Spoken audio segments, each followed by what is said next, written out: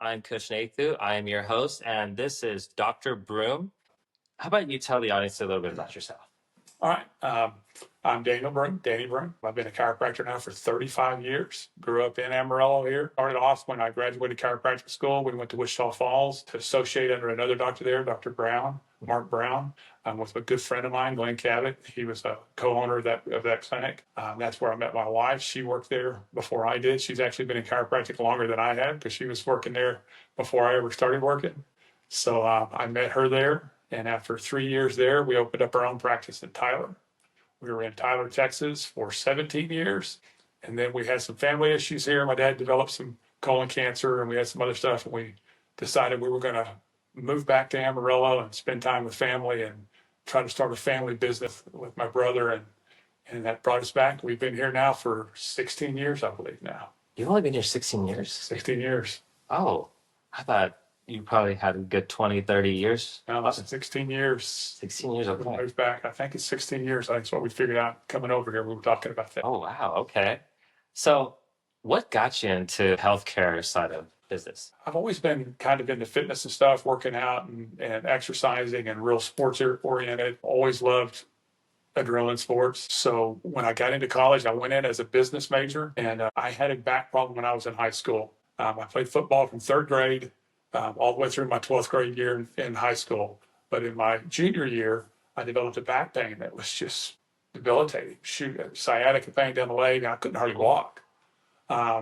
So I ended up going to an orthopedic surgeon. They did x-rays and everything. They said I had what's called a spondylolisthesis. It was grade 1, which is basically a fracture in your L5 lumbar vertebra. A fracture? Yeah, it's debatable on what causes them. They begin at a very young age, so they don't know if it's something you're born with or if it's from falling when you're a child and fracturing it. We really don't know, but it's where the arch actually breaks on both sides and the vertebra starts to slip forward. So he said, "Gonna have to have back surgery." He said, "You can't play football anymore. You can't ride dirt bikes anymore. You can't snow ski. All that's done." And put me in a big metal brace that I had to wear around for about 6 months at school. So I'm walking around school with this big metal brace and I'm covering it up with trying to hide it under clothes and stuff. And then a buddy of mine, Glenn Cabot, who's the guy I went to chiropractic school with, we've been good friends. He talked me into going to his chiropractor and talking to him. So I did. Chiropractor looked at the x-rays and said, "That's all garbage." He said, "Well, we'll get you back up and playing football next year and you'll be fine." And sure enough, I was back up and running, played football my senior year, did martial arts after high school for years and played about 6 months of rugby. So, and haven't had back surgery yet and continue to go. So that experience with that is what got me interested in chiropractic and going. So I changed my major from business over to chiropractic. That friend of mine, Glenn Cabot, and another buddy of mine, Kenny Glasgow, they were both going into chiropractic. So after that experience, I was like, you know what, I'm going to do it also. You went from debilitating, where you went completely numb because of the sciatic nerve pinch. I know that one just because you treated me, so you know exactly what I was talking about. But yours was at another level. And was it like a single experience, or was it a conversation that you had with your chiropractic doctor that kind of, is it that you wanted to believe in it because like you didn't want to give up football and other sports and things, or was it more so that when you were listening, you're like, wow, this is completely different? Yeah, it was really just surgery just wasn't an option.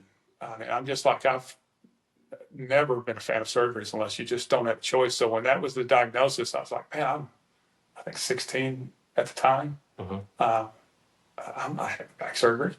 So when we went to the chiropractor, he was very confident about, "Oh, don't worry about that. We'll get you back up and running." And he did it within a fairly short amount of time.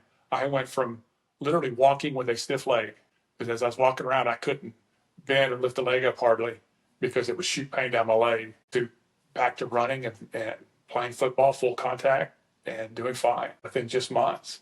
And that was just impressive. Now, it didn't hit me right away. I was just really impressed with that. So I went to that chiropractor for a while. I got to know several other chiropractors here in town. Dr. Lavarta, who was here, who was a phenomenal chiropractor. Dr. Lovett, who's still here. He's retired now. You retired? He's retired now. Oh, so who took over? Because I know son-in-law moved, like Alaska or somewhere. He brought in 2 young chiropractors that took over for him. Okay. And I spent time with Dr. Lovett and spoke with him and talked to him about it. And like I said, that friend of mine, Glenn, he was going into it. And I was like, you know what? This just sounds like something I want to do too. So just did it.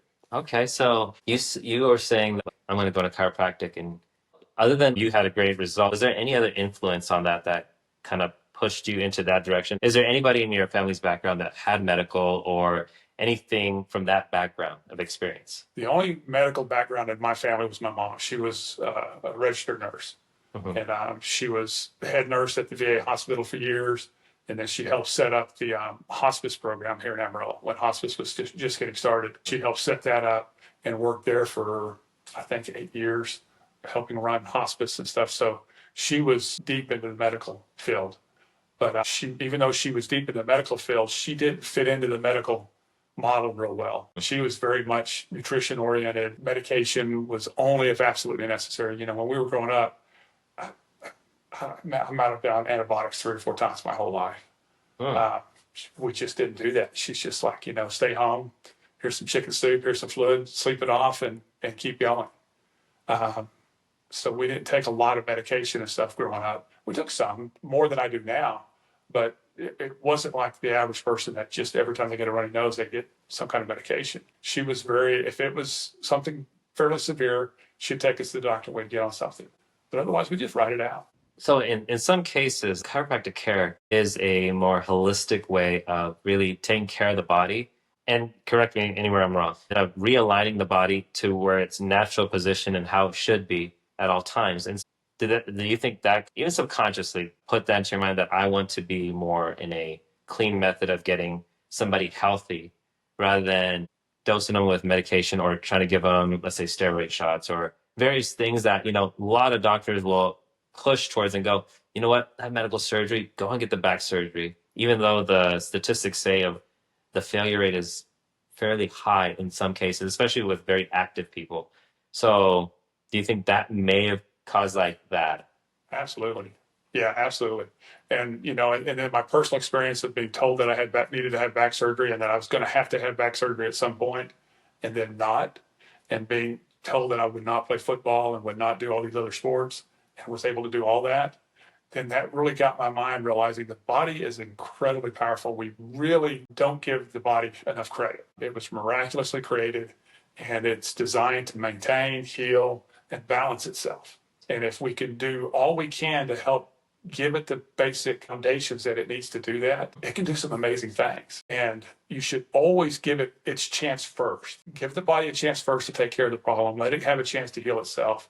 And if that doesn't work, then you start slowly progressing into more aggressive therapies and stuff. So that concept of helping the body heal itself is what really turned me to chiropractic. I love the idea of, and the core concept of chiropractic is get the body back to normal and let it do its thing. One of the common phrases in chiropractic is the body needs no help, just no interference. Yeah. So with chiropractic, the interference is the misaligned vertebra that's interfering with the nervous system. So that's causing interference to the system. So if we can correct that interference and then leave it alone, the body will do the rest. And then, there are the other foundations of good sleep, positive mental attitude, exercise, good nutrition, all those foundations. If you get all those right, man, it's amazing. I've seen amazing things over the last 35 years, stuff that blew me away and stuff that still blows me away. Even though I've been in chiropractic for 35 years, there's still times where it just blows me away when I see the response that some patients have. I don't disagree with you at all. I remember when we spoke, there was a particular friend of yours that you told me that was an influence. Our name is Golden Lining, where the concept is that moment where you get a chance at a point where you can define yourself of who you want to be and who you're going to be. Or let's say you went off onto the wrong track and then you got a chance to redefine who you want to be. You told me about a friend of yours, and you mentioned him a couple of times. How was he influential, or was he influential in pushing you towards specifically chiropractic, or just in generally pushing you to become your best? So absolutely, that was Dr. Glenn Cap. There, you could kind of divide my life into turning points or sections. And if you take my pre-college years, my life was pretty much laid back, party, have fun, take nothing really serious. I was a proud low C student all through school. And my family, that's just kind of the mentality. Even though my mom was a high achiever, she didn't really push us to be high achievers. The family's perfectly okay with getting by on 70, 75 grade point averages. My dad was a very laid back, had no real motivation to do anything, achieve really high in Yeah. society. He just wanted to go to work, do his job, come home, hang out with his friends, and it was his whole life. And he was perfectly happy, and I admire him for that because he had a very happy life. And his friends and everybody you talked to loved him. Super guy, and he's perfectly happy with that. And all pre-college, that's what I was. Perfectly content with going out on the weekends and drinking and partying and getting crazy and do a 9 to 5 job and just get by. But when I went into college and when I made the decision to go into chiropractic, being close, me and Clint Cabot grew up together. We have known each other since like first grade. We went all through elementary school, junior high, high school, chiropractic school together. But when we started hanging out more in the college years, he was a very motivated, very driven personality. And being around him changed me, where I changed gears from just getting by to wanting to strive to excellence. I don't want to just make C's anymore. Now I want to make the highest grade I can make. I want to make 100 on that test. I don't want to make a 70 on it. So that completely changed my life, 100%. Being around Dr. Cabot, and there were some other guys in there because once you start hanging out with people like that, you hang out with more people like that. And the old saying that you will become whoever you hang out with is 100% true. So as I hung around more and more people that were success minded, I became a lot more success minded, and it became a joy to strive to do well. So I went from a C student to my undergrad years at Emerald College. I was taking 19 hours one semester, 21 hours another semester, and still graduated with a high 3.9 average. I believe I was made the Dean's Honor Roll, just because it's what I was loving doing now. Now I had a reason for doing it. I had some motivation and drive, and completely turned my life around. And then, so if you take the pre-college years, it's pretty much a party, have fun, enjoy life mentality. And then college years became excel, become successful, improve your mind, improve your attitude and your outlook on life, and strive to do better. And that was a huge turning point in my life. I have to say I owe that to Dr. Cabot. Okay. Just being with him. So that was your golden lighting. That was the redirection. That was probably the biggest moment in my life that my life could have gone one or two different directions. It could have been what I call. So he didn't party much. He must have just. No, he partied. So he's a hardcore studier, and you became a hardcore studier. we didn't give up on the partying. Chiropractic school was a crazy time because it's incredibly stressful. It is high paced, high volume. So Monday through Friday, it is study, cram. We when we were in undergrad, you go to college, 3-4 hours a day. At chiropractic school, you go to college about 10 hours a day. Nonstop. It's you're taking 7 classes a day, every day. And then you have labs sometimes, so you're up there at night also. So it's intense. It's completely different from just a typical university training. It's quite a bit different. Now, I don't know how med school is on that, how many hours they go in a day, but they cram. Chiropractic is really a 4-year degree that they cram into 3 years. So it's nonstop. There's not like big breaks. It was on what was called the quarter system. So there was 4 quarters throughout the year, and it's just go, go, go, go, go. And the first couple quarters are super intense. That's kind of, they're make it or break it the first couple quarters. They really blast you with a ton of information. And I think they don't say this, but I think it's to kind of weed people out. Yeah. If you're going to give up, you're going to give up in those first couple quarters because it's pretty intense. But then on the weekends, man, everybody was out having a good time. So there was still a lot of drinking and a lot of good parties and fun and stuff. But it was all good, clean fun. I mean, it was a good time. Nice. Well, what you're basically saying is typically people go to a bachelor's degree or go get a bachelor's degree, but they're more on the side of like, hey, I'll figure it out within the next year or two or whatnot. Like chiropractic school is legitimately, you are doing this, you are going to train exactly this, and now I'm going to pump you full of knowledge, and I want to see what you retain and how far you can really go before. Exactly. Yeah. Okay. You kind of touched on your young years. So tell me your most adolescent years. What was it like being your friend? Okay. Well, pretty much most of my life, I've been not a real social person. I never was one that had a lot of friends. I was one of those people that everybody liked, but I wasn't close to many people at all. I usually would be close to 1 or 2 people. So my whole life, I would have one or two friends that were really close friends. And then I had a bunch of casual friends. So I was never a real social. We'd go to parties and stuff, but I wasn't the guy that was bouncing around from person to person. I would talk to one or two people the whole time that I was there and casually maybe say hi or something to somebody else. So I was very, very shy and withdrawn. That didn't change until college and stuff. Started taking some Dale Carnegie courses and started doing more self-improvement and stuff.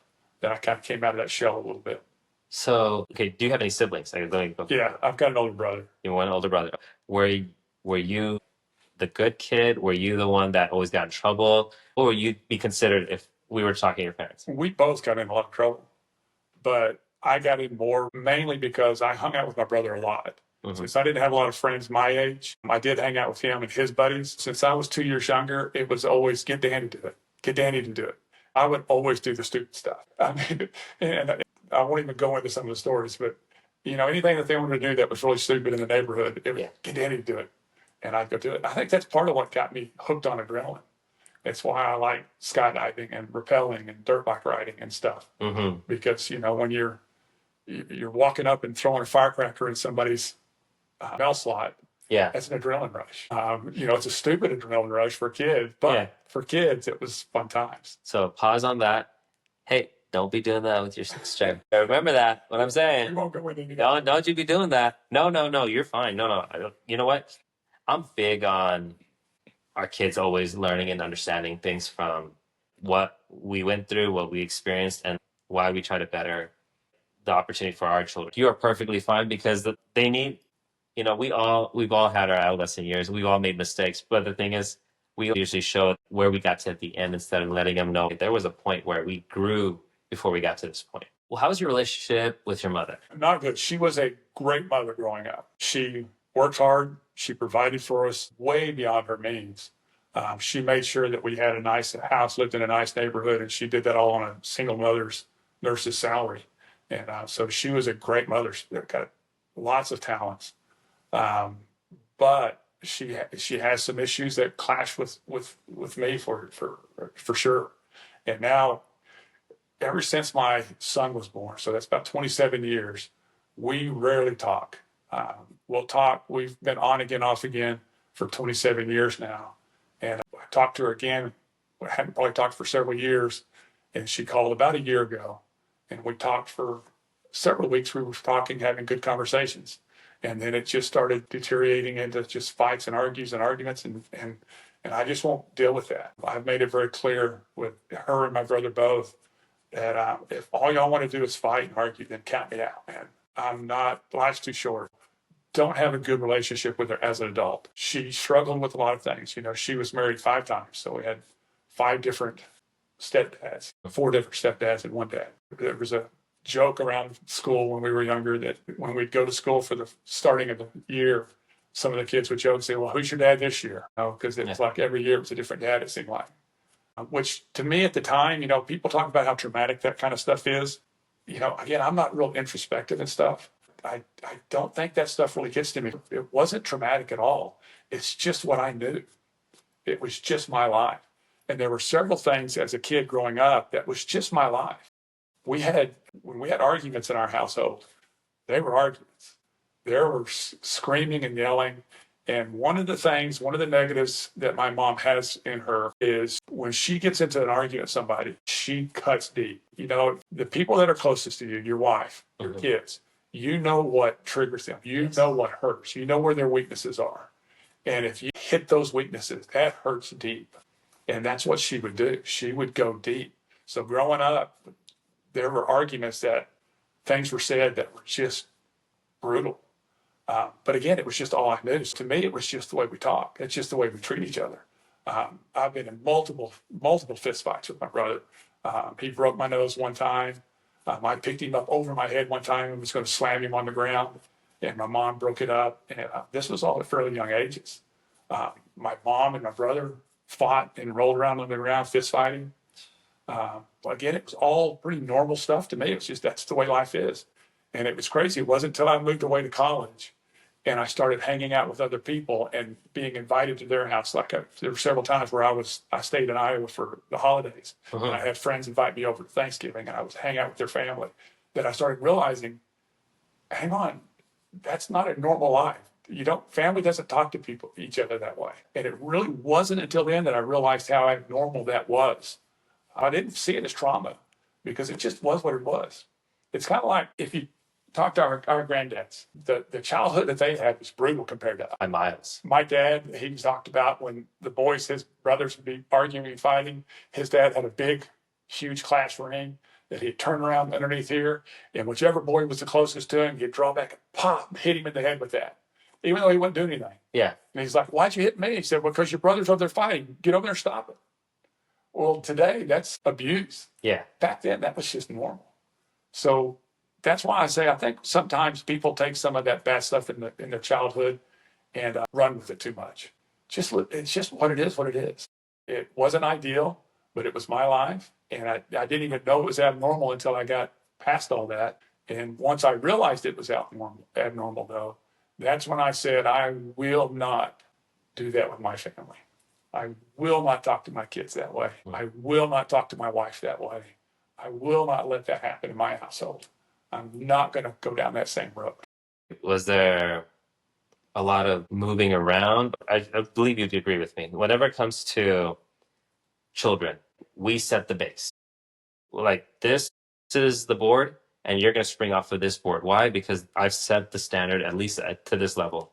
Now, when there are multiple adult figures in your life that kind of step in, did one make more of an impact, or did any of them make an impact, or did majority stay away? What was that with dealing with additional adults that were kind of stepping in, and or maybe not even stepping in, because then who do you go to as an adult figure that can kind of help guide you, at least in those early moments in life? Yeah. And again, that's kind of where you could look at the good and the bad in that, because there were a couple stepdads and boyfriends and stuff that were not real good. But there were two in particular that were really good. Kenneth, which was my first stepdad, he was a good man, great man. And I learned a lot about how to treat people from him because he was good with people. And then the third or fourth one, Lamont, he was a good old country boy. So I learned how to hunt and fish and ride dirt bikes. He's the one who got us into riding dirt bikes and racing dirt bikes and taught me a lot of that kind of stuff. So each one I learned some good stuff from. And there were some negatives in there. But again, as a kid, I just didn't focus on that. Yeah. And what was going on between them and my mom, I just didn't really focus on. Now, my brother was different. It really affected him. He really struggled with all that. But for some reason, it's just the way my brain was wired, I just went along with the flow, which is a lot like my dad. My dad was a guy that just went along with the flow. And yeah, there was some negative stuff, but it wasn't really directly affecting me. It was just kind of around me. So I didn't focus on it. But yeah, I learned some great stuff from him, and I try to focus on the good stuff I learned from him.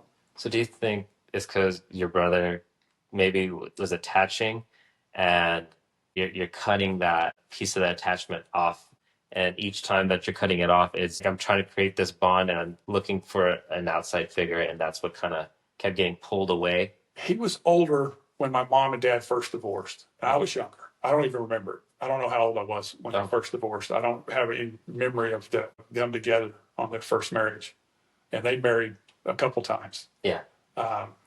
My brother was a couple years older, so he had become real attached to my dad, and it really hurt him when they got divorced.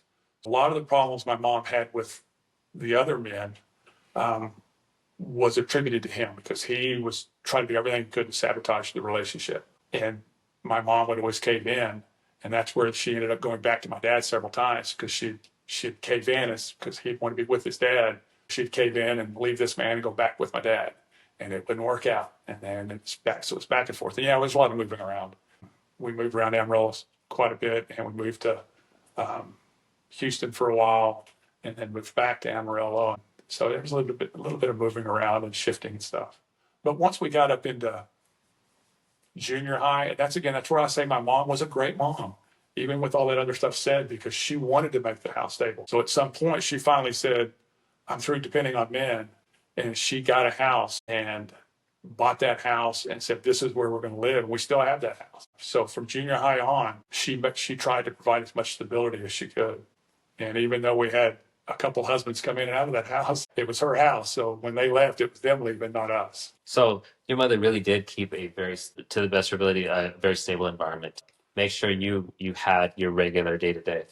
Absolutely. You know, it's crazy because I almost think it's the yin and yang of life, because even though there was some real crazy stuff, and when friends of mine hear me talk about some of this stuff, and I don't talk about this stuff to many people, they're really shocked at some of it, you know. I was shocked. When you told me the first time, I go, wait, no. Like you seem like you came from a very simple life that everything was probably beyond perfect. But when you actually break it down, I go, wow, like you never know somebody's story until you've really had a chance to talk to somebody. I think it's very impressive how so many people want change from the norm, because in the past, what I always noticed is everybody would always mimic what the last generation did, good or bad. And so if you pick up that trauma and only grab onto that piece, then that takes over to the next generation Yeah. and the following generation. So that's where, to me, I feel what you did was you went ahead and then we need a new life. We need a new way of how I want to create stability. So my next question going into that is, when you decided I'm going to get married and this is the person, and when we have children, this is how this is what I'm going to be on my end. And this is what I'm going to set the tone for. What was that? And because of your childhood, what did you say, I'm going to make this part different no matter what? Well, I have to say, because I see people all the time, just like you said, that go right down the same path as their childhood. And it's always baffled me. It's like, why would you be abused as a child, let's say, which I wasn't abused. I was never beat or anything other than just getting into fistfights, which I was a willing participant in. I wasn't abused. My mom never took us and burned us with cigarettes or anything like that, you know. Yeah. But it's always amazed me how when somebody is treated like that, then they do the same to their kid. And I never could understand it. And I wish I could say that it was just because, you know, that I looked at it and I had such great insight and said, you know, I'm not going to do that. But I did. It's just the way my brain worked. And part of it was probably because if I hadn't gone to college like I did and been around the people that I was around, I might have gone down that same path. I might have been the same way. But when I saw a different way of treating people and a different way of treating your family, I immediately recognized that's a much more pleasant life. Yeah. And again, even I had a great childhood, man. Gosh, we did some good stuff. But I can have that great childhood, hopefully with my kids, but eliminate that negative stuff. And I still feel it coming out. There's times when we were first married and we had kids, there were times I could see that desire to throw that barb at somebody, you know, to say that really cruel statement. Yeah. And I'd have to really fight that back. And that was actually an issue with our marriage early on, because if we did get into an argument and I started getting heated, I would feel that wanting to say something. And my only way of dealing with it was to leave. So I'd say, look, I'm leaving. I'll be back in a little bit. And that would make, at first, that made her really mad. She's like, no, you're not leaving. We're going to finish this discussion. No, we're not. I'll be back in a minute. And she would get mad. And I would go get in my vehicle, my truck, and I'd take off driving. And I would drive until I was calmed down. And when I felt my adrenaline coming down and I felt my mind getting clear again, I would come home and we'd talk, because I knew if we kept pushing it, I was going to start saying stuff that would hurt. And, you know, you always hear, you know, spanking and hitting people and stuff. That's not acceptable. We can't do that. Yeah. I'm a firm believer that you can do far more damage with your words than you can with your fist. 100%. Now, that's within reason. You know, you beat somebody half to death, that's not good. But if you slap somebody, they'll get over that.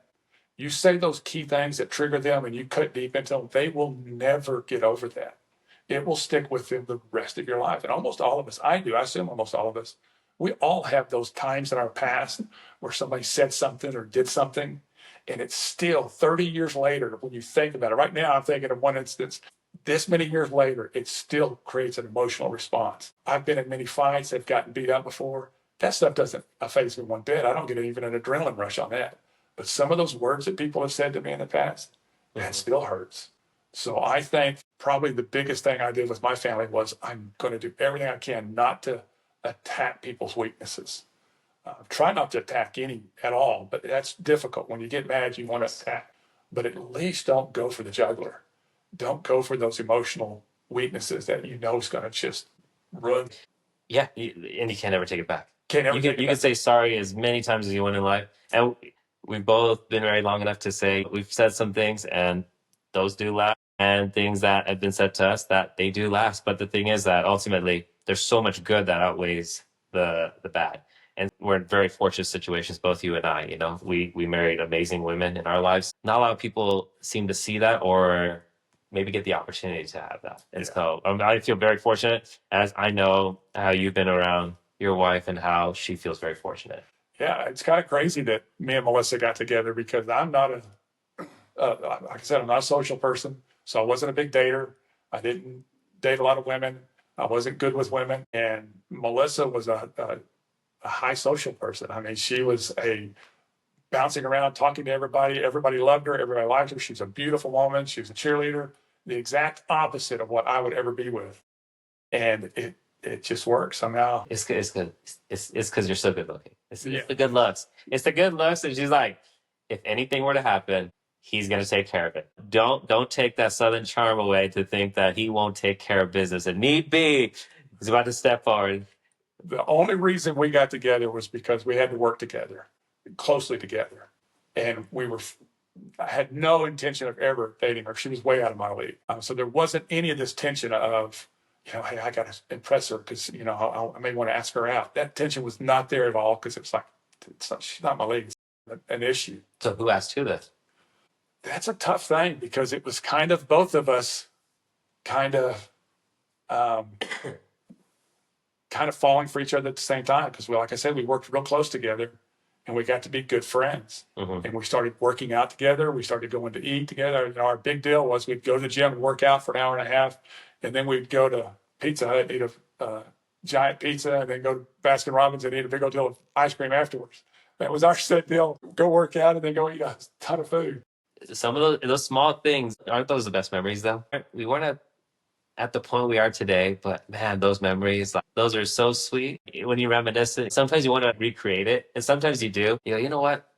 Let's just go have a pizza. Why? I don't know. Just I want to bring back some nostalgia. I love pizza. That may be the time of being pizza. Maybe it may go back to those memories. It really might. So, since there were gentlemen in your mother's life, what was important for you as a father to be present and always involved in your children's life? Yes, it was very important to be present with my kids and be involved because that's another thing. Again, my dad was a super guy. He was a top football player coming through school. I've got a 4-year scholarship with the University of Texas. I don't know if you know who Putt Powell is. He's an old-time sportscaster here in Amarillo. Before he retired, he ranked all the football players that had come out of Amarillo, and he put my dad as one of the top linebackers to ever come out of Amarillo. He was good. And then when I played football, he never came to a single game, not a single one, never worked with me. And he's a good guy. He's a super guy, but he just didn't. And I don't know why. I never asked him, never talked to him about it. But when my kids were coming up, it's like, I will be at every single game. I don't care what I have to do. If I have to close the clinic down, if I have to do whatever, I will be at every function that they do. Unless it's just absolutely impossible to be there, I will be there. And that's why with our staff also, they'll say, hey, my son's doing a play at school. Can I leave an hour early? Absolutely, you can. If we can cover it, if we got it, as long as you give me notice and we can make it happen, absolutely. You don't miss those times. So I'm in a definite effort I'm going to do that. And not only am I going to go if I can, and I did, I'm going to coach. I'm going to coach his football. Coach what I can. I'm going to help out as much as I can. I'm going to go out and train with them. My daughter playing volleyball. I'm going to go out and get online. I'm going to Google, how do you spike a ball? How do you hit a ball? How do you improve your jump height? And I'm going to get out and I'm going to work with them on it. And see, I'm in my early stages. I feel the same way. I there's something about sports. I cannot emphasize enough that it teaches you leadership, working with somebody. You get socially strong, and there's just so many various things I believe that occur within that space that can dramatically shape a young person's life. And I mean, I'm having so much fun. Like with my son's sports and everything, I love every moment of it. And my daughter, watching her, she does ballet or something of that nature. I get emotional and I can't help it. I'm just like, good Lord, like that's my little princess. I'm like, God, it's so hard to not. But I, like you said, like, I learned that there's such a finite time. And they say that 95% of your time you're really gonna get is in those first 18 years. And after that 18 years, you have already spent your 95%. I'm like that's not enough. No. Before I had kids, honestly, I thought, you know what? So in our culture, our kids are always involved with us in all perspectives. Wherever my son and my daughter choose in life, like that's their choice. I'm gonna be backing 100%, as long as they're willing to work hard. But I thought this is a 30-year commitment. Like I think from my parents' perspective, like technically it was a 30-year commitment. Like they had always been around me, always been involved in everything. I thought, am I willing to have kids and start that 30-year commitment the moment they come? And then I say today, I was like, without a doubt, I wish I could have had kids earlier, and I wish all these things. Why? Because like this chapter of life is my favorite chapter. I can honestly say this is my favorite chapter of life because I could not have imagined. I've always wanted, but I couldn't have imagined how amazing it would be to have children and be a father. And every chapter following will be your favorite chapter. As my kids are adults now, and Melissa will attest to this probably too, every stage is great. Yes. Every stage is great. Now, something else I want to comment on sports, and I want you to learn this too, is sports teaches you how to lose. That's so important. Winning's easy. Yeah. Winning and jumping around and stuff. The hard part is getting your butt kicked and keep going. And that's what doing sports at an early age, because you can't win every game. I don't care how good you are, you're going to lose, and you need to learn how to lose graciously and with a good spirit, and then get back up and start training. Now, I want to go ahead and give you this stuff because we were talking about time. Because this actually has to do with time. Okay. So I want to go ahead and pull this out right now if I can get this untied, because you probably have heard this. I don't know. We'll see. The first thing I want to give you is this. This is when I was first in college and first started learning how to improve myself and expand my mind and get better at thinking with what's going on in the speech between my ears. That's probably the first book I ever read. And I can't even remember who gave it to me. But to me, it's one of the greatest books ever written. Have you seen that book or read it? No, I have not. There's 10 scrolls in there, I believe, 9 that are actually that you need to read. One is just the instruction scroll.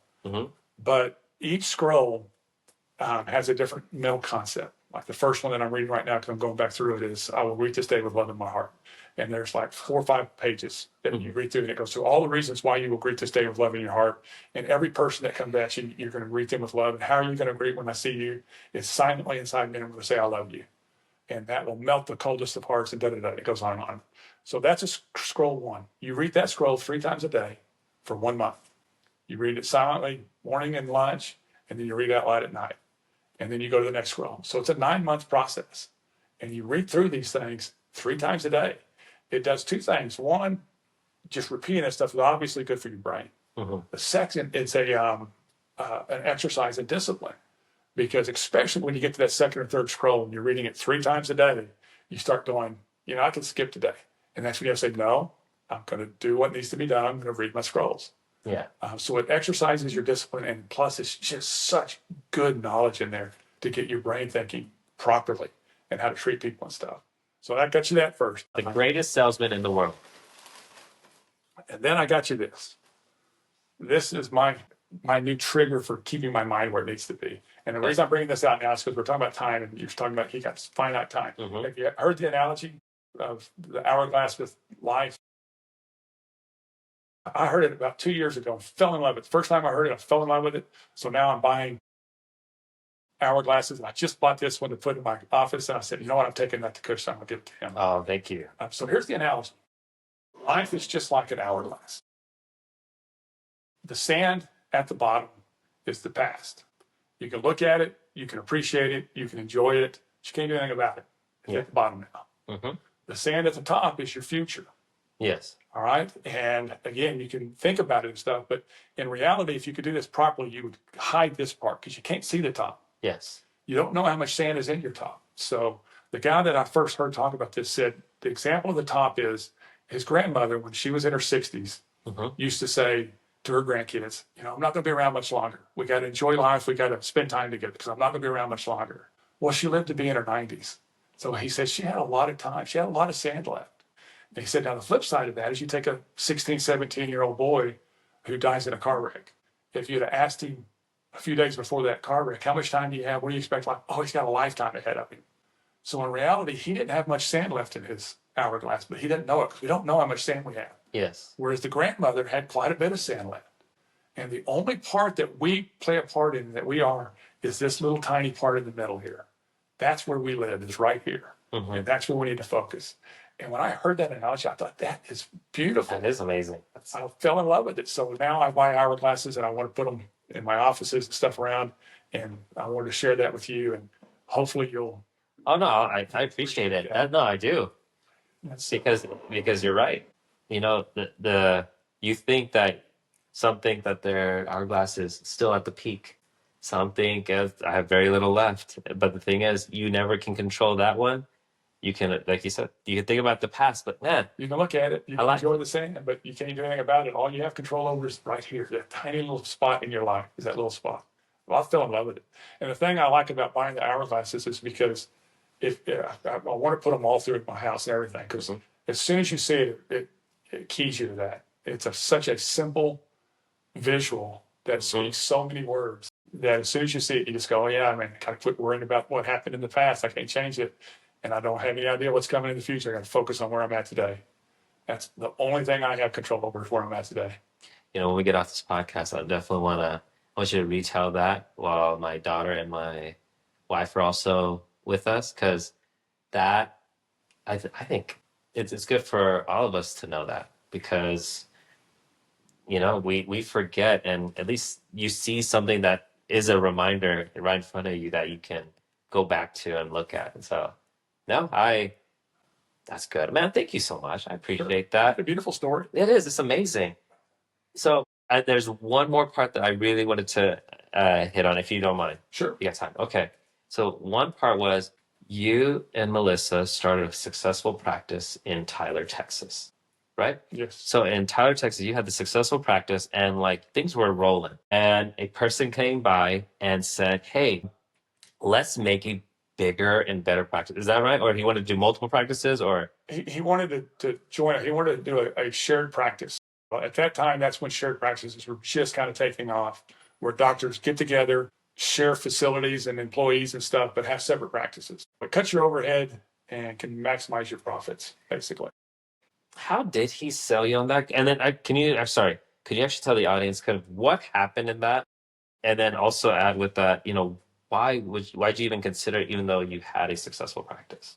Well, being in a solo practice as a chiropractor or a medical doctor, or and as my daughter's finding out now as an agent, working by yourself in a job can be tough. I learned when I got out of college and went to work at Brown Chiropractic, there were multiple doctors there, 5, 6 doctors at a time, and 20 plus staff there. So you're working with other doctors. You're able to bounce ideas off the other doctors. You're able to work together. If you've got to take off, you've got somebody that can cover your practice for you, that you can trust and that will do well. So soloing it can get pretty lonely, and it can get pretty tiresome. When he approached me with this idea of, hey, let's share practice, he was a successful chiropractor. He had a successful practice. I thought he was. He had a successful practice that he hadn't practiced in a year. He had an associate in there running. And he was just vacationing for a year. Lived in a beautiful house, drove a beautiful car. Everything looks fine. So he came and said, why don't we join together? Because I want to get back to practicing. I don't want to kick my associate out. I want to leave him in there. So I wanted to start a whole new practice. And it sounded great to me. I said, it's a great idea. We're going to do a shared practice deal. You run your practice the way you want to run it. I run mine the way I want to run it. And all we're going to do is share all the overhead. Thought it was a brilliant idea. We did it. We moved our practice. We opened up, bought a bigger space, remodeled it all, hired additional employees, went into practice. And 3 months into practice, he filed bankruptcy. So that would be the second stage of my life, I guess you could say, the pre-college years and then the near bankruptcy years. Because we had, up into that point, we had a successful, good practice and a good life. We were traveling. Our day consisted of get up, be excited about going to work, work all day, be so excited at the end of the day, even though you're tired, you're so excited and pumped up because you helped so many people all day, that we would quite often go see a movie at night. We saw literally every movie that came out, we saw, because we would just go see movies. And there were times where we'd go to the movie theater and we'd go to the movie, and as soon as it was over, we'd go to another movie, but it was just great. Life is good, and we were doing well. When we moved in with him and he filed bankruptcy on us, man, everything crashed. I thought we were protected because it was his business, my business. We're separate. That's your problem, not mine. I'll help you if I can. But I mean, I didn't think it would spill over into my life in any way. Well, it did, because all of the remodeling and the build out and all the equipment and all that we had spent money on, he was defaulting on all his loans. So the contractors and stuff were coming to the facility and saying they're going to put a lien on the facility. Well, the facility immediately called me and said, if one person puts a lien on that facility, you're in violation of your lease and we will kick you out. So I would lose my practice because there's no way I would be able to build enough practice or get enough spot built out in time to cover that. Yeah. So I had to pay all of his debts for him. I had to pay all the construction loan, not all of his personal debts, but all the debts that were his part of the business that we had started. I had to pay all that myself. And we had hired additional staff that I wasn't fire. As a businessman, that was an incredibly stupid idea, but as a person, it was the right idea, in my opinion. I've got friends and colleagues and stuff that tell me that was stupid, Dan. You got to do what's right business-wise. I don't think that way. I think people come first, business comes second. And I wasn't going to fire these young girls that one of them had a child. I'm not going to fire them because he screwed up. We're going to make it work. Well, it got really bad. And I made a couple of huge mistakes. But the biggest mistake was we barely had enough money to cover all the bills. So it was a point we went from wasting money, blowing money, traveling and doing all we wanted to literally paying bills and writing the dates on the envelopes that they were due and holding them as long as I could so that they could clear the bank. And then it got to the point where I couldn't pay all the bills. So I'm thinking, I got to pay rent. I got to pay utilities. I got to pay my staff. Now I've got Uncle Sam over here. Well, Uncle Sam, sucks to be you. I'm not paying you. I'm paying everybody else first. That was a huge mistake. You paid Uncle Sam first. So when we got behind on the taxes, that was a nightmare. I've never been through anything like that. It was 7 years of hell. It took 7 years to get through all that. And Melissa's saying, hey, maybe my mind's blocking, but it was a long time to recover from all that. 8 years. And dealing with the IRS was Did it mess up your credit? Oh, yeah. So was that the 7-year credit, like pain that you had to? Yeah, it was 7 years of just getting through all that and getting everything back. But it took a while to get my credit back up. And now my credit's spotless. And luckily, my daughter's learned from now how I do things. And she's doing everything she can to keep her credit spotless and not to get herself in that position. But yeah, that was traumatic. That was a stressful time. And that's also, again, I always like to look at the bright side of things. Here's the bright side of things. That was something that would break up most marriages, and it didn't break ours up. So we're bulletproof because it was tough. And and here's another thing. Talking about kids and stuff. If that would have happened before we had kids, it wouldn't have been as traumatic. We often talk about we could pick up and go start over tomorrow and start from scratch, live in our cars, and be happy and have fun building a new business. Because I love building stuff, building businesses and stuff. But when you have kids, that's different. So we had kids at the time. So when you're barely paying the bills and you've got 2 young kids, as a father, and I'm sure as a mother also, but especially as a father, and I know that's not politically correct anymore nowadays, but it hits men different, I think. To not be a provider for your family hurts. And that was a tough time. Some of the stories with the IRS was shocking. We were sitting down in front of the IRS agent, and we had a piece of rental property that was in my name, but it wasn't my house. It was my mom's. All right. It was my granddad's house that he built. And when I was getting into practice, I had no credit, no money, no nothing. So he signed that house over into my name so that I could get a loan to start my first business, my first practice in Tyler. So the house was in my name, but it wasn't my house. So the IRS was coming after that house. And we sat down across from this IRS agent, and the house, I didn't have anything to do with it. I wasn't managing it, taking care of it or anything. So my mom and brother had completely mismanaged it. It was a wreck. There was no kitchen in it. He was using it as a storage for his tile business is all it was. So we went to get an appraisal on it, because the IRS said you got to get an appraisal. We want to know what the value of that house is. Appraisal came back $40,000. And they wouldn't even do the appraisal at first. They said, it's not a livable house. We won't do appraisals on houses that aren't livable. I said, I just need it for IRS. IRS agent sit across from me, just like you are, and looked at that house and said, that house isn't 40,000. That house is worth 90,000. I said, I've got an appraisal here from a licensed appraiser saying it's 40,000. No, that house is worth 90,000. We want 90,000 for that house. That house is worth 90,000. And I'm going, it's not worth 90,000. And they're like, yeah, it's worth 90,000. We're going to take that house and you're going to pay the balance on that. And I'm like, I'm not losing that house. That's not my house. I'm not losing my mom's house and my grandfather's house. So I fought with them and kept it. And I did everything I could to maintain that house. I said, look, I'll do whatever else you got to do, but I'm not losing that house. That's not my loss. That's somebody else's loss. And I'm not going to be responsible for that. So we were sitting there negotiating. This agent was just, my CPA, my accountant was sitting there going, you can't do that. That's not how the rules are. And she looked at him and goes, you understand that all those rules you're talking about, those are guidelines. They're not laws. They're guidelines. And I dictate how we interpret them. We decide if we're going to follow those guidelines or not. And here's how we're doing. And man, that was without a doubt the most stressful moment of my entire life ever. And I finally I left for a minute because I had to get my composure. And I came back because they were saying, you got to pay $8,000 a month payments to pay this back. I said, $8,000 a month? I said, I'm barely paying my bills right now because of this bankruptcy stuff. And you want me to pay y'all $8,000? How does that make sense to y'all? She said, that's what I want. So I left for a minute, got my composure. I came back in because my CPA was saying, no, we're going to go to our congressman. We're going to do all this. And I walked back in. I looked at her. I said, look, you do whatever you have to do, but I'm not going any further with this. Fill out the paperwork. I'll sign it. I'll figure out some way to make the payment. And she sat back. I guess it shocked her. She sat back and she said, let me look at this again. And then she came back with a reasonable payment plan and allowed us to pay it out and get back on our feet.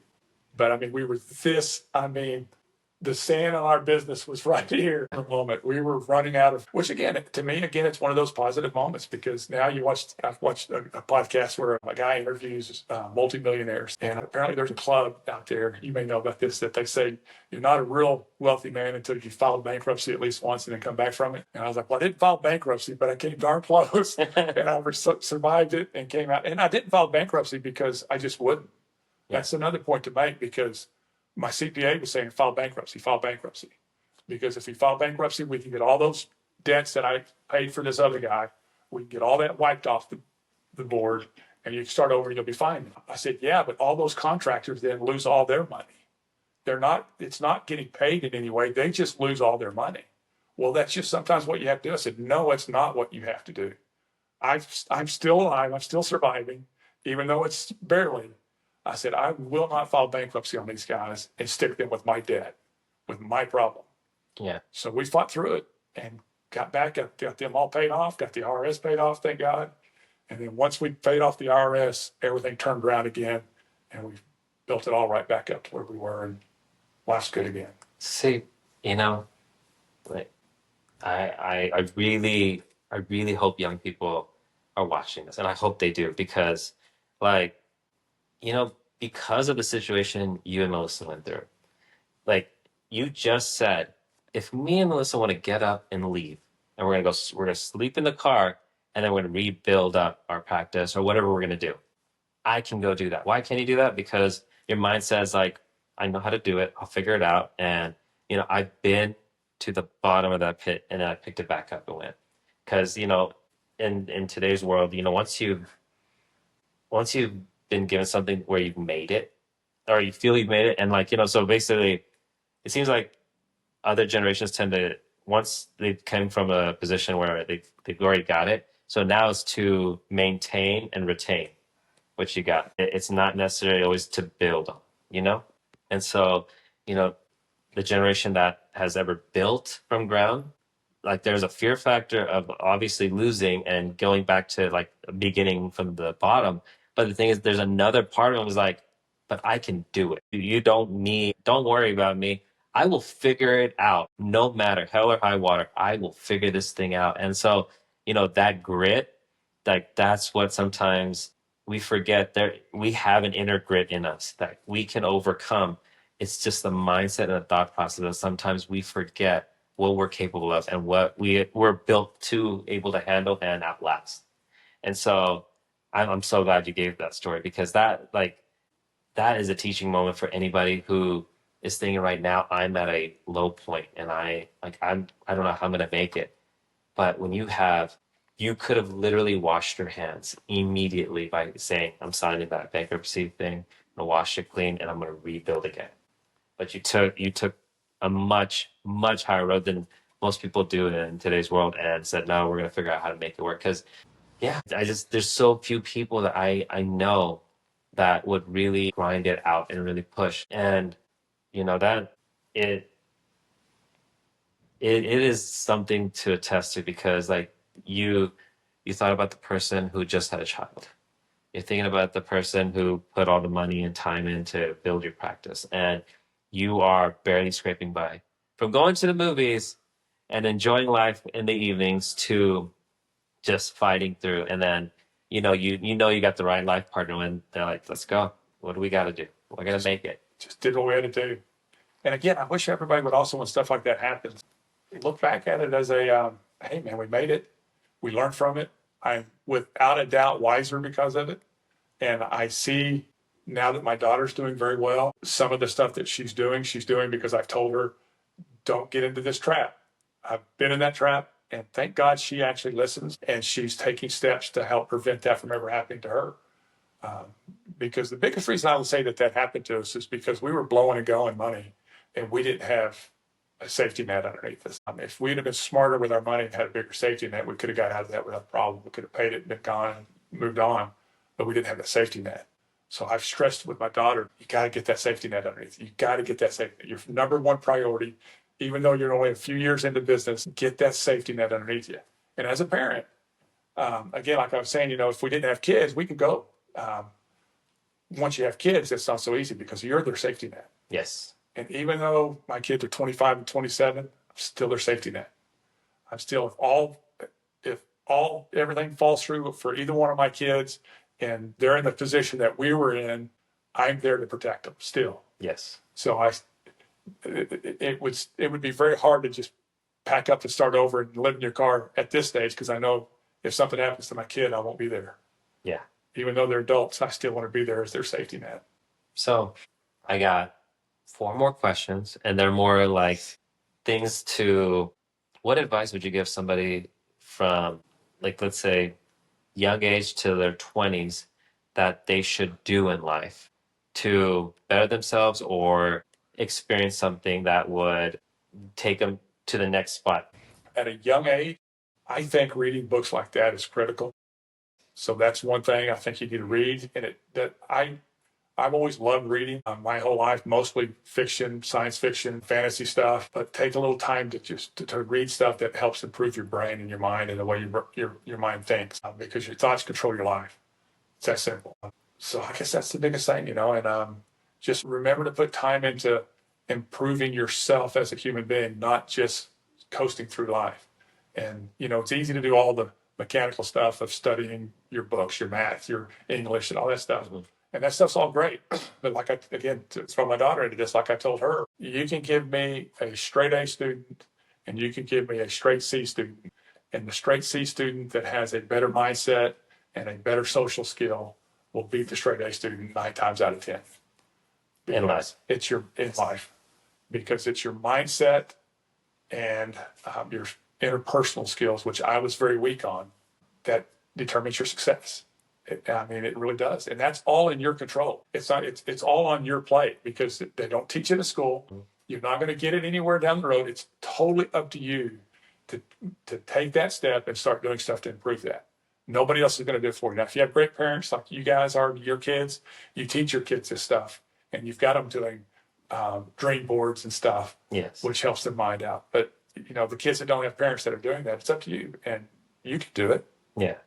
So then the young adults to adults, 20 to 40, the ones who feel like they are already behind on the 8 ball. Well, first of all, you're never behind on the 8 ball. You may think you are. You may feel like you are, but you're not. So just completely, and this is one of those things where I tell people, and it's easy to say but hard to do. It's just change that thinking. Stop thinking that way. I'm not behind the eight ball. What do I need to do to move forward with my life? What do I need to do to start advancing in life? And and that's where it starts with two things. It starts with deciding what it is that you want to do and then doing it. The biggest step that most people screw up on that ends most success is that then doing it step. Yes.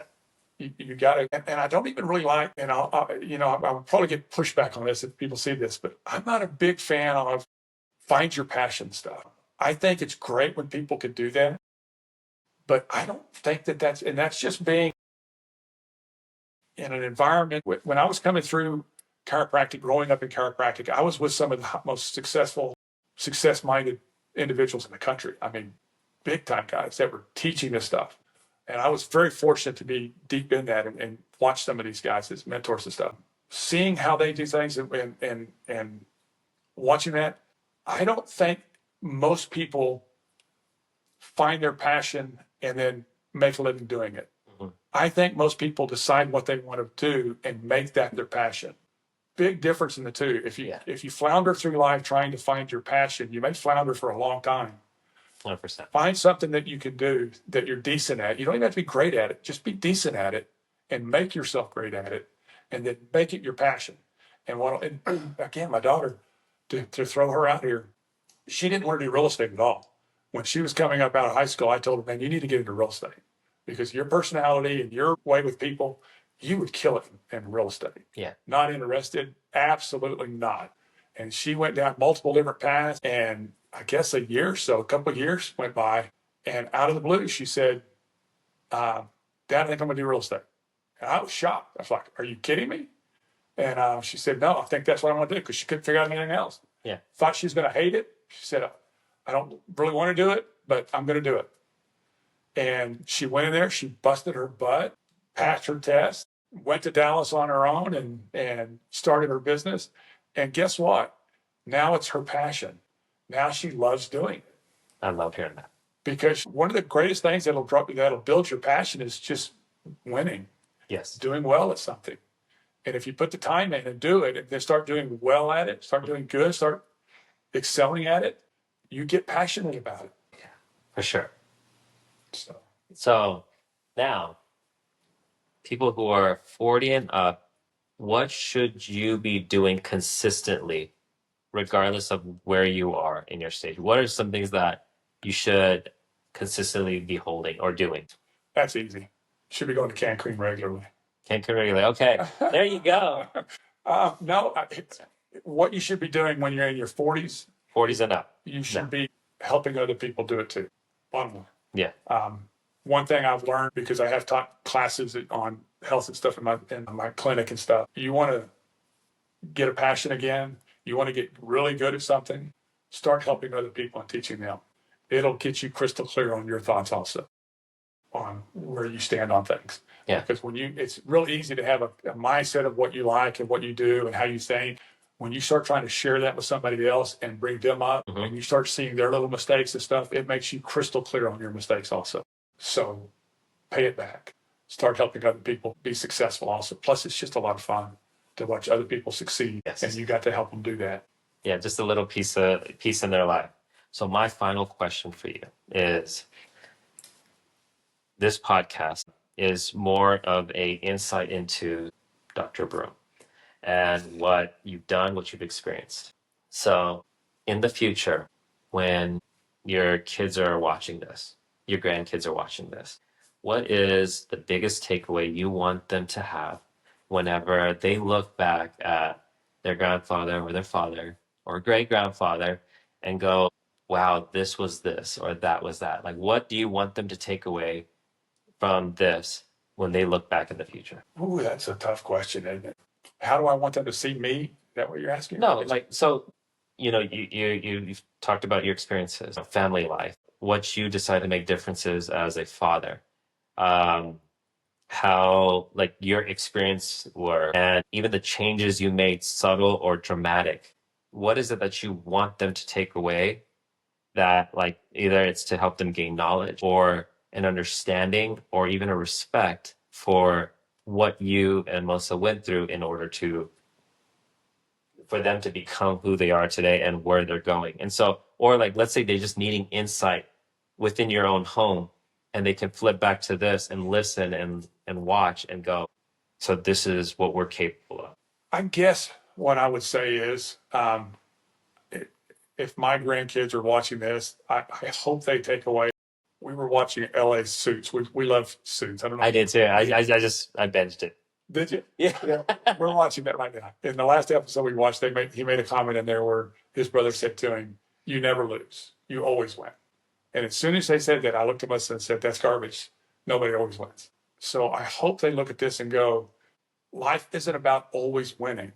Sometimes the losses are the best parts. It's definitely the best learning parts of your life. You learn far more by losing or by getting knocked down than you do by winning all the time. So I hope that they take away from this that it's okay to lose as long as you don't quit, as long as you don't give up. Take the loss, dust off, and get up and keep going. And don't beat yourself up over it, because everybody has those moments. It's just part of life. Life would be boring if you never failed, to be honest with you. So take the failures, learn from them, and just keep going forward. We'll end it with this. I was actually talking to Natalie about this again. I've got a tattoo on my back. There's a bird on that tattoo. It's called a martlet. Are you familiar with martlets? No, I'm not. Martlet is a mythological bird from medieval times. It's a bird that has no feet. It's born in flight and never touches the ground until it takes its death fall and dies. And I put that on my family crest that I've tattooed on my back, because that's kind of how I've always wanted to live my life, is just keep going forward. Just keep going. Keep going. Doesn't matter what happens, keep going. If you keep moving forward, things will work out. That's a beautiful way to end it. I appreciate you. Thank you so much for the gifts. Thank you so much for your time. And I really do believe, you're giving far more insight than just healthcare. Like, I believe that people can learn and understand that, there are others that go out there. The reason behind this whole golden lining is because I want others to know that there's somebody else that's went through where you may be sitting at today, or you're in the middle of, but you can get out. And so please subscribe, please watch. We had a great sit down.